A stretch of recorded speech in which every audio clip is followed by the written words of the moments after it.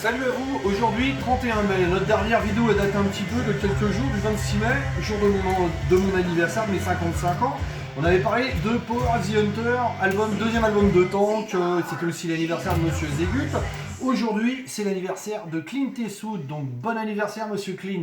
Le grand Clint. Le grand Clint, super Inspector Harry, super réalisateur. Et donc... Vous avez bien entendu parler sûrement du concert du Cravomite au Palais de l'Elysée.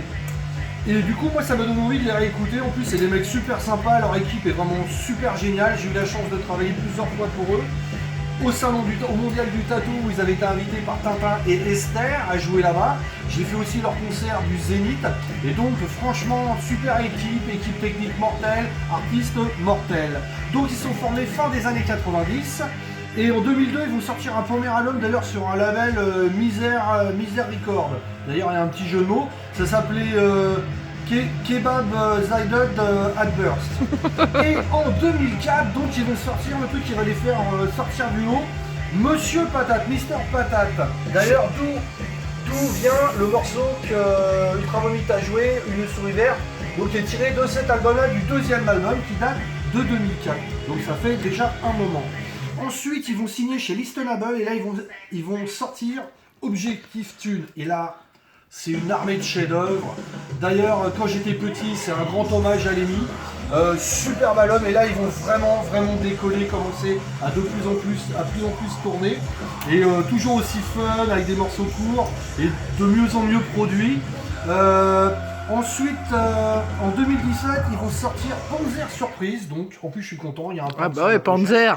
Donc je suis super content, ça va leur permettre de passer sur une des grandes scènes du Hellfest, ils vont passer à l'Olympia, d'ailleurs ils vont enregistrer un live qui va sortir, que je dise pas de bêtises, en 2019.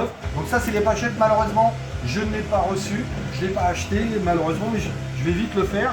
En plus ils se foutent pas de la gueule du monde parce que dans Live à l'Olympia, il y avait sur tous les supports, il y avait un DVD.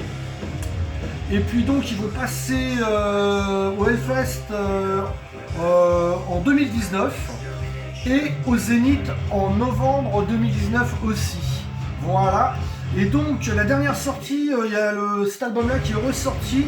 Et là ça s'appelle, il y a une pochette différente, un peu plus rose. Et là-dessus, en bonus, il y a le DVD du Hellfest. Il y a des répétitions, il y a quelques morceaux du concert de Paris, donc comme je vous dis, les gens en ont pour leur argent.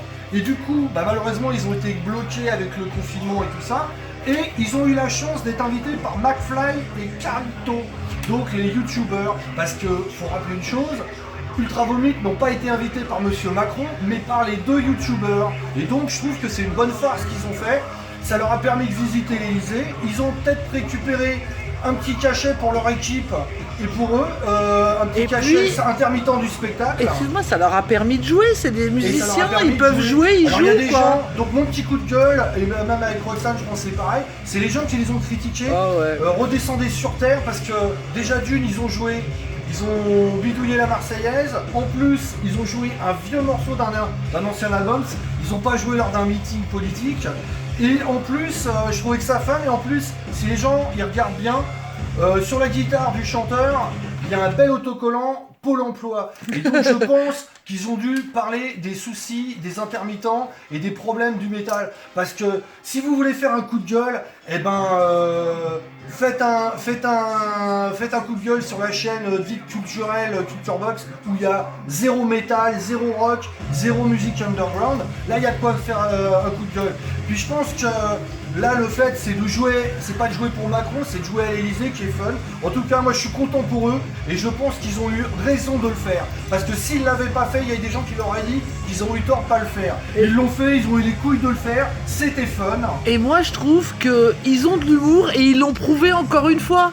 Voilà, en plus ça leur a permis d'avoir des articles dans des canards belges, j'ai vu même que le New Musical Express, le canard anglais, parle de ce truc-là. En tout cas, pareil pour l'opposition, poète canard, fermez vos bouches, l'opposition, que ça soit les gens de gauche comme les gens de droite. Je vous rappelle que Monsieur Johnny Hallyday a joué à la fête de l'humain, mais quelques années plus tard a joué pour Monsieur Sarkozy, ça n'a pas dérangé les gens. Je vous rappelle aussi qu'à une époque d'une fête de la musique, il y a Véronique Sanson qui jouait à l'Elysée. Et par contre à Matignon, il y avait les Négresses Vertes qui jouaient.